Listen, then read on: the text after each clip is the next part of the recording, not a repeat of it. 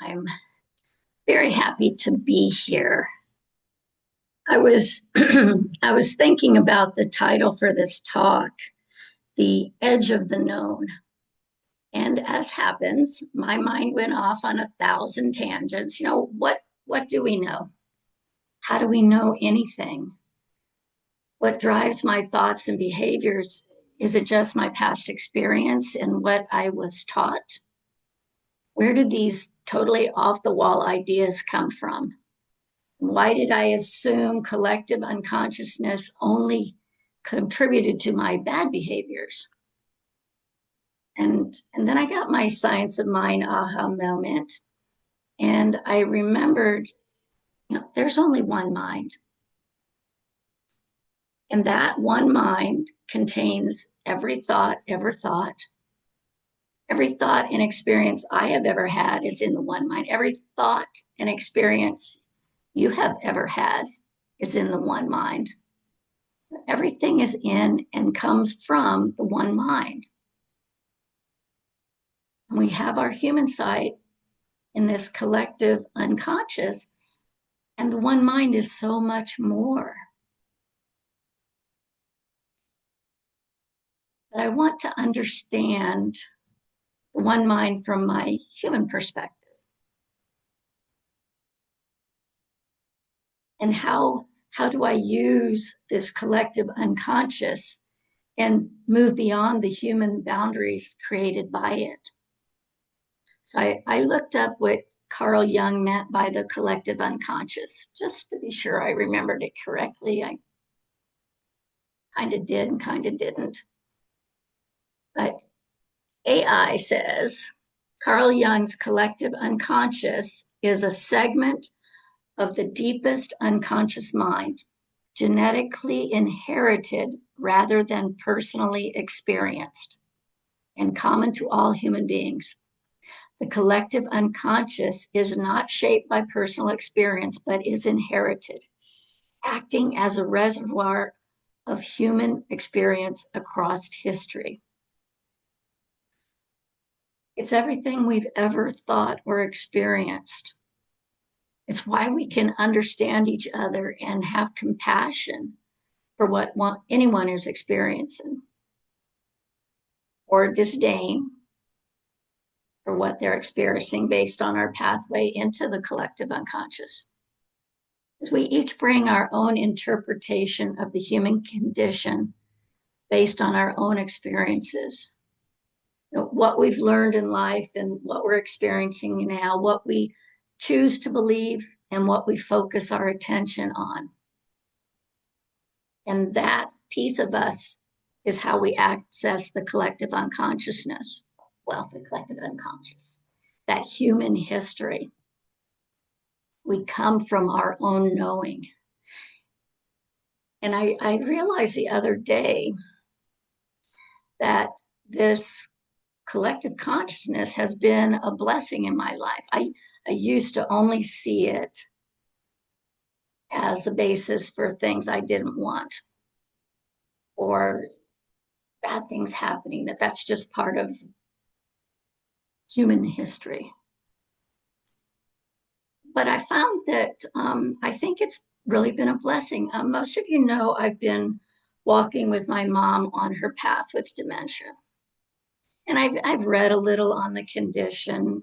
I don't like to refer to it as a disease. To me, it's a condition that happens to be terminal. Words have power, and disease is too heavy for me, and it doesn't resonate with the health in her body. It's hard for me to see this mind slippage as a disease. So condition is manageable for me, and we need to choose our words, what works for us. Anyways, there have been times when I have been amazed by the words that come out of my mouth. I wondered how I knew to say just the right thing in the moment to support my mom, to alleviate some anxiety or bring a smile where did this wisdom come from? And I think some of it comes from the collective unconscious. I know there are many people who have walked this path before me, and what they knew, what they experienced was available to me from this human reservoir in those moments. And it's still available to me, the insights as well as the fears. And luckily for me, with my mom, my focus has always been on how can I help? What can I do to make this easier? Not from the fear of what's happening or of losing her. And the collective unconscious is, I believe, one way God supports me through this process. And the way I get that support is partially because of where I am in my consciousness. I have a feeling if I had been in fear and always upset about what was happening, that I wouldn't have had the words. I wouldn't have made an impact on what my mom was experiencing. But having that focus of love and how can I help, I got to get information I needed. That's one of the reasons I think the collective unconscious is important. But I also think it's important because to me, it seems like where we can make a difference in the world. We can impact the collective unconscious by our conscious choices, this edge of the known, all of this stuff that we know. With our consciousness, we can reinforce the ideas that support life, and we can plant the seeds of new ideas. Being on that edge and being willing to step beyond it is where we can plant the seeds of new ideas, the seeds of new ways to be, the seeds of possibility for a better world, a better life, more love, more creativity, just more good stuff. And for me, it's a process of working with my consciousness and a process of inviting God more consciously into the formula, into whatever's going on. So I have three practices that I think can change our whole experience of life and make a difference in the world as we know it. They're not new. We've heard of them or we've been taught them many times, at least I have. They just need to be embodied and made a part of our way of being. And I know when I do this, I'm impacting the collective unconscious. I move the edge of the known because I'm inviting in something new.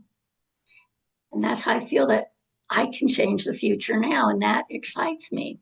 I like the idea of making a difference beyond my own experience. Tapping in to all of that wisdom that is there waiting for us to use in any moment. So one of the things is to stay aware of our own thoughts and reactions. What are we pulling from the collective unconscious? What thoughts are predominant daily? If I am in a low space, then my energy resonates with all those low periods in the past. If I'm in thoughts of love and connection, that's what I resonate. And that's what I will get more of. Thoughts of judgment, dislike, and anger, it builds if I can't let it go. So it's important to know what I'm tapped into so I can make conscious choices. And it's the thoughts and it's the feelings. We all know that the power is in the feeling. So we need to stay aware of this so that we can do part 2 and make good choices. It's always so important to choose love and connection. Put that foremost in our conscious thinking. Be in a space of yes, not in a space of no. When we do this, we reinforce the good pathways already established in the collective unconscious. Give them more power. It's like making positive possibilities the bright, shiny objects. It's my analogy because I'm drawn to bright, shiny objects. So as those get brighter in there, I'm drawn to them. So I'm bringing more good into my life. And the nice part, the empowering part is I get to choose this. With my awareness, I get to choose to stay there or to bring in something better.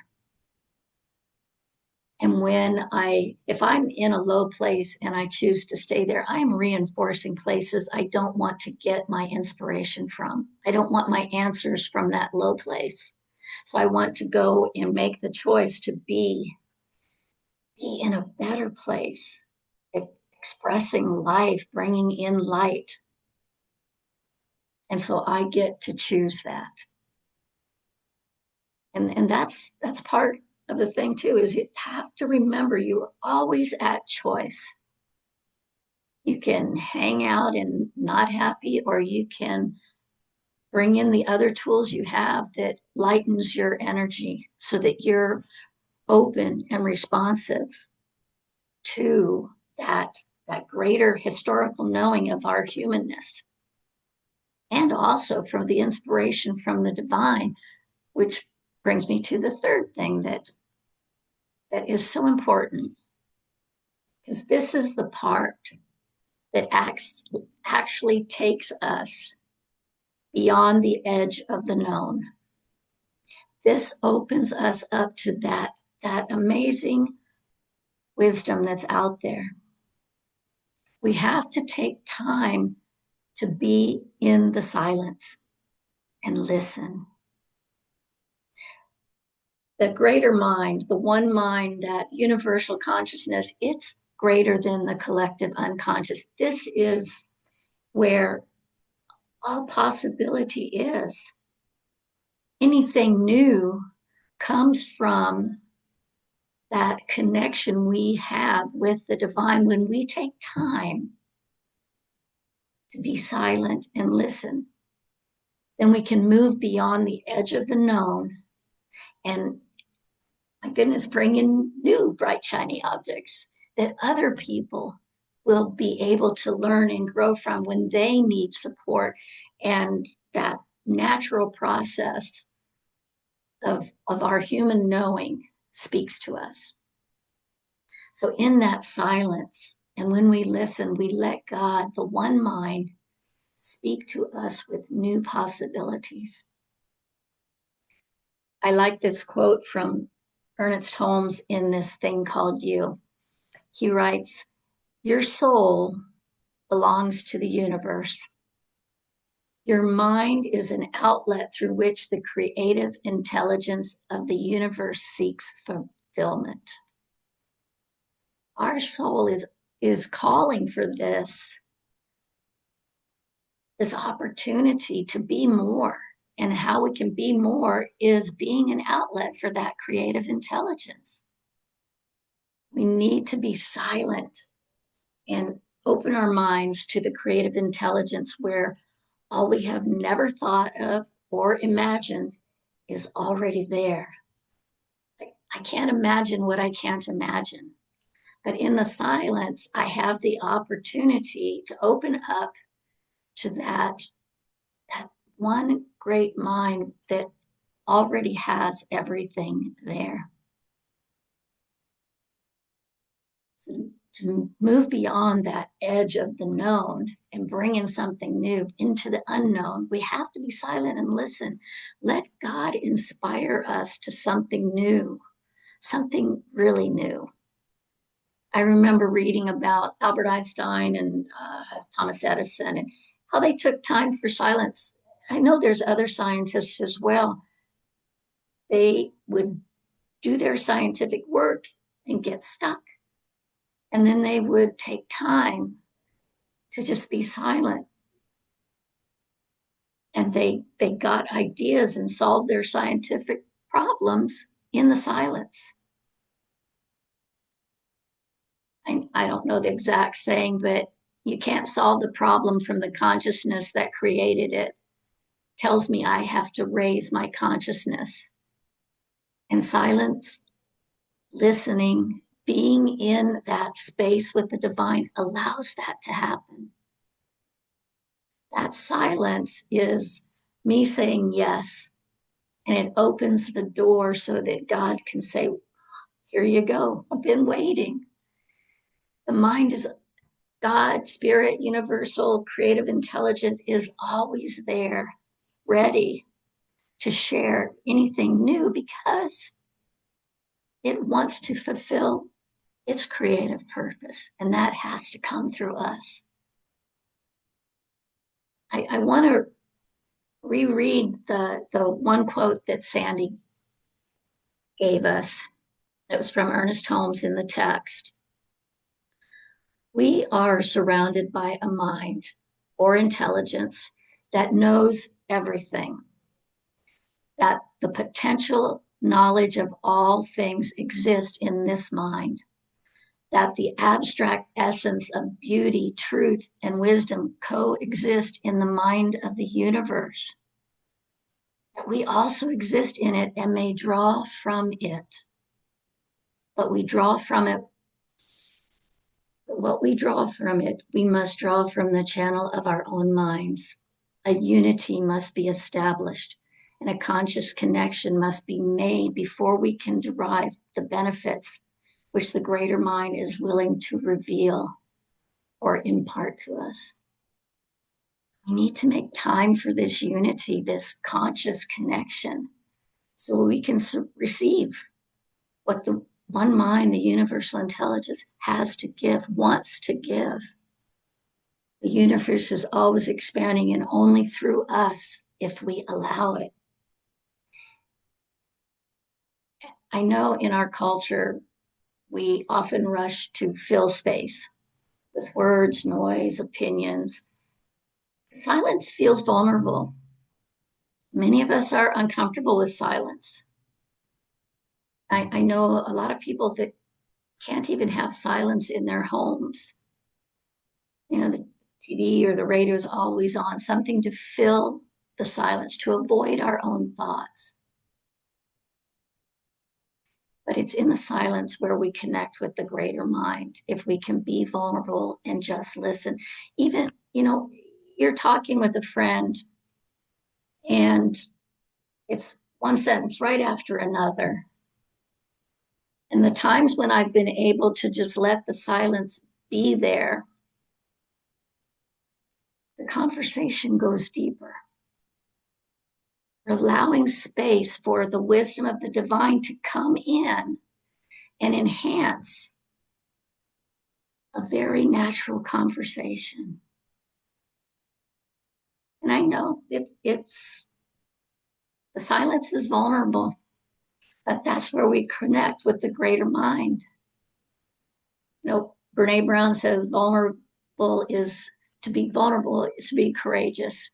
Not exact quote, but we need to have the courage to be vulnerable, to let go of what we know, to be in the silence and just listen. We can practice it when we don't have to have a continuous stream of talk with people. We can practice it by turning off the TV, letting go of that background noise. And I know that sometimes we consciously choose to have music because that helps us calm our minds, but that's a conscious choice. Just to have the radio playing so that there's noise, that's not the same thing. We need to have the courage to be vulnerable, let go of what we know, be in the silence, and just listen. The power of God, like I said, the power and wisdom of God is there just waiting to be heard. I've felt it in conversations, and I felt this in meditation in a group. There's a greater power of the one mind when we're in the silence together, when we just sit in the silence together, when we're just open to new possibilities and let God enter. And I'd like to do this for a couple minutes right now because it's such a powerful process that if we just take just a couple minutes to sit in silence,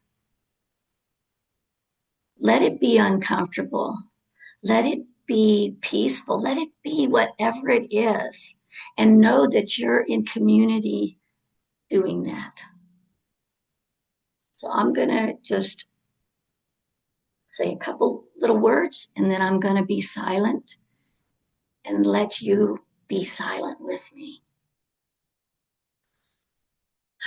So I'd like you to just close your eyes, let yourself let go of your thoughts, let yourself feel the peaceful presence of the divine, and listen. Just sit and listen. Let yourself be open and listen to the silence and resonate with how you feel. Just be aware and just listen.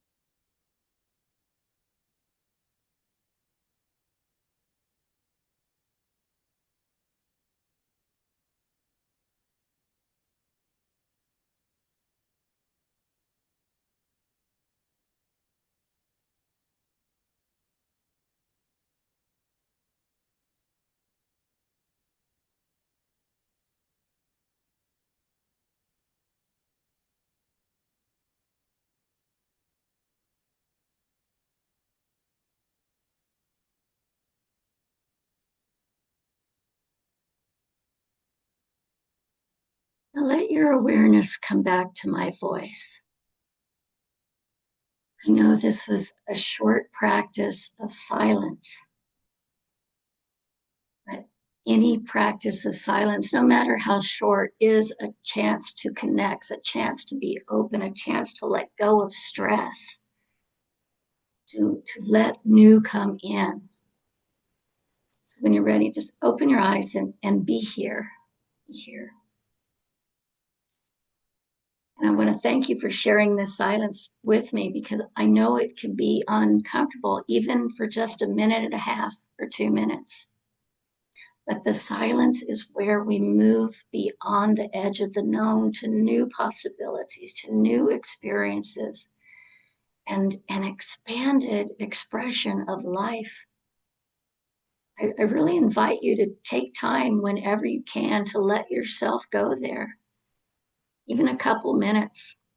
I found even a couple minutes can shift the energy to allow me to feel peace and calm. And the longer that I'm in the silence, the freer I feel, the greater connection I feel. So just be silent and listen. Agenda or no agenda, just be silent and listen. And I believe you'll find God responds. God will have an answer for a question you may not even know that you have asked. God knows before we do. That's my belief. So in closing, I just want to remind you to make these three things an integral part of your life. Be and stay aware of your thoughts. Choose the good ones and let go of those that don't serve you. And make time to connect with God in the silence, no matter how it looks. I have this from the Science of Mind text just so we can give you permission to just let it look how you want it to look. Ernest Holmes states, there is no place we must go for the silence. There is no particular posture we must assume. There is no formula we must repeat. We enter this inner tabernacle by whatever route we may. And in my terms, just do what works for you. It's all good. It connects you to that deeper knowing. So I invite you to take that time for the silence so that you can move beyond the edge of the known, stepping into the unknown to make it part of the known and a greater life experience. Thank you.